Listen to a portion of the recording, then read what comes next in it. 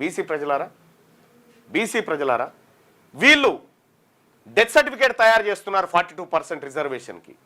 నన్ను ఏం చేయమంటారో చెప్పండి. మీరే డిసైడ్ చేయండి. మీరు చెప్పండి ఏం చేయమంటారు.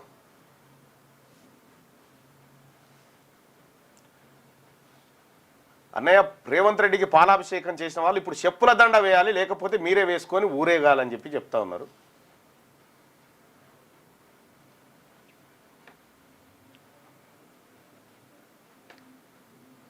అన్న గ్రౌండ్లో ప్రజలు రెడీగా ఉన్నారు మన పార్టీ కోసం అని చెప్పి చెప్తా ఉన్నారు. ఓకే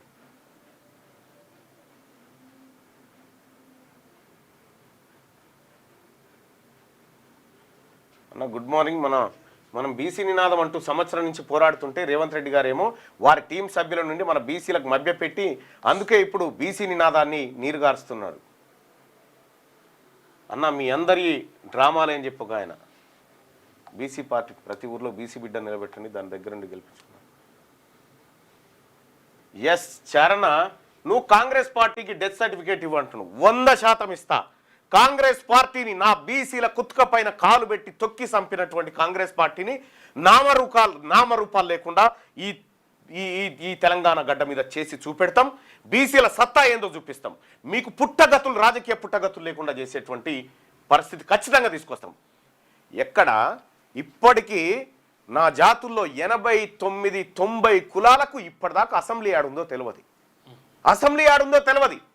ఎన్నో పేద కులాలు కనీసం సర్పంచ్ కూడా పోటీ చేయలేనటువంటి పరిస్థితిలో ఉంటే వాళ్ళని మభ్యపెట్టి వాళ్ళని మోసం చేసి వాళ్ళ ద్వారా ఓట్లు దొబ్బుకొని మిస్టర్ రాహుల్ గాంధీ నీ ఒపీనియన్ ఏందో చెప్పు దీని మీద.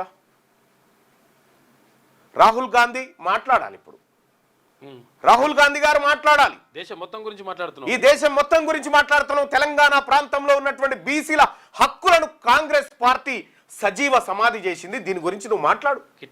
42% రిజర్వేషన్ ఇవ్వకుండా నీ పార్టీలో ఉన్నటువంటి అగ్రవర్ణ సీఎం అగ్రవర్ణ నాయకులందరూ కూడా మా బీసీల కడుపు పైన కాలు పెట్టిర్రు. ఇది 100% అన్యాయం. కాంగ్రెస్ పార్టీ పైన బీసీ ప్రజల యుద్ధం మోగిస్తాం. ఇక